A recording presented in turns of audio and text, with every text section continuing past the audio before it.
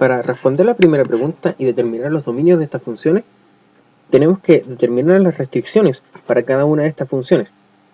Así que determinemos estas restricciones para que cada una de estas esté bien definida. Veamos primero el caso de la tangente. Sabemos que la tangente se define como el seno de un ángulo dividido en el coseno del mismo ángulo. Pero sabemos que el número que está abajo, el denominador, no puede ser 0, porque en ese momento se indefine. Entonces tenemos que restringir que coseno de menos 3x sea distinto de 0. Sabemos que coseno de x se hace 0 cuando el ángulo vale pi medios más k por pi, con k en z.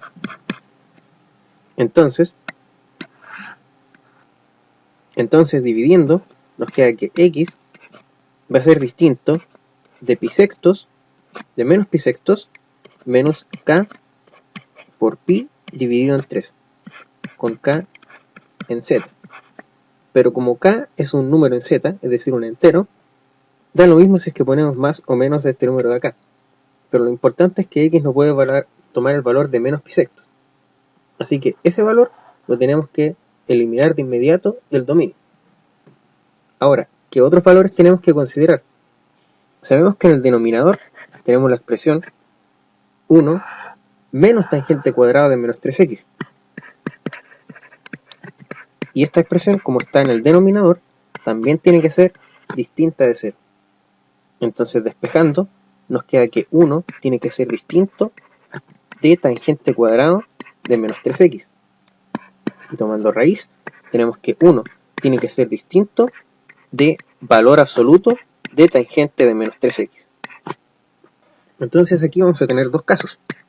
Primero, que tangente de menos 3x tiene que ser distinto de 1 y tangente de menos 3x tiene que ser distinto de menos 1. Entonces tangente toma el valor de 1 cuando el ángulo vale pi cuartos y el período de la tangente es pi. Entonces sumamos más k por pi.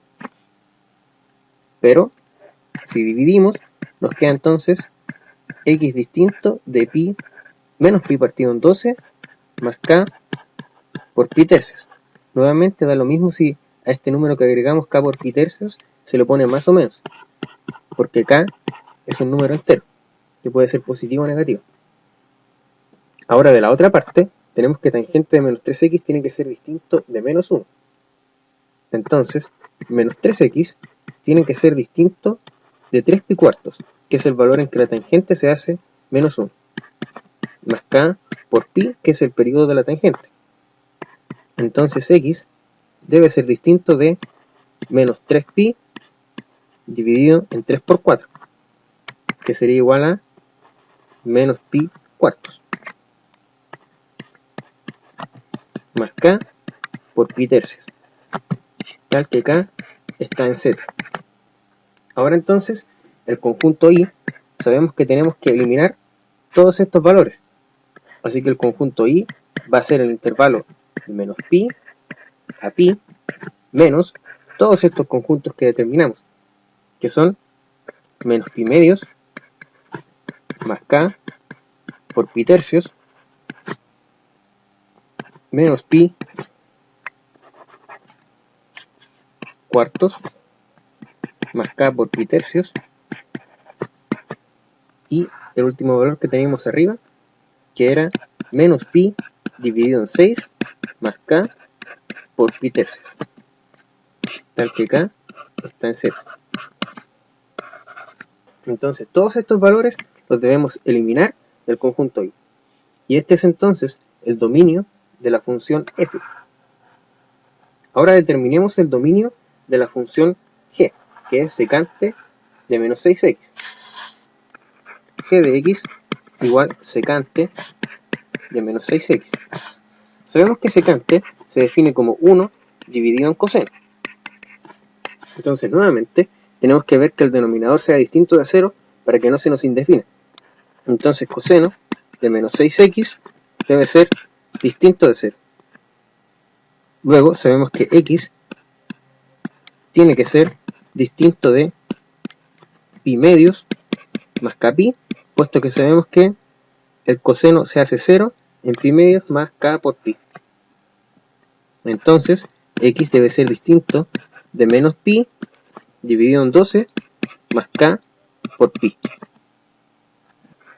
El conjunto J va a ser el intervalo de menos pi a pi menos el conjunto de menos pi dividido en 12 más k por pi dividido en 6, tal que k es un entero.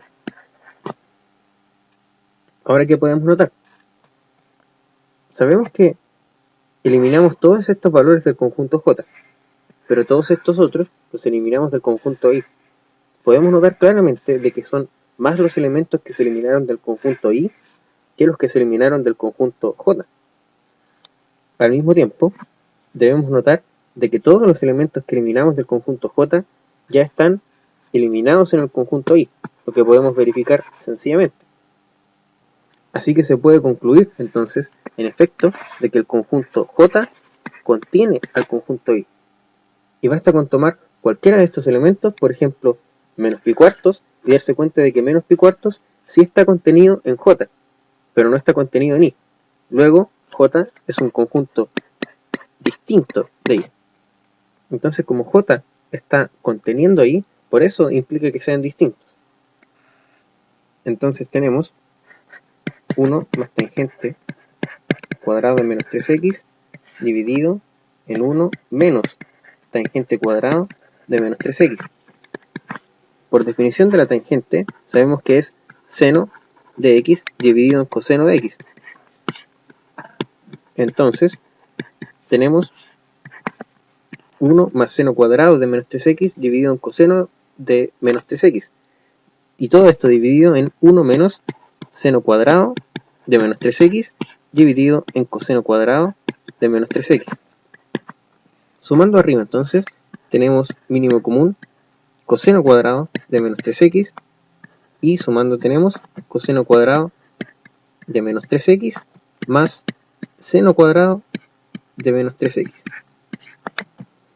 Y en el denominador entonces tenemos coseno cuadrado de menos 3x menos seno cuadrado de menos 3x dividido en coseno cuadrado de menos 3x.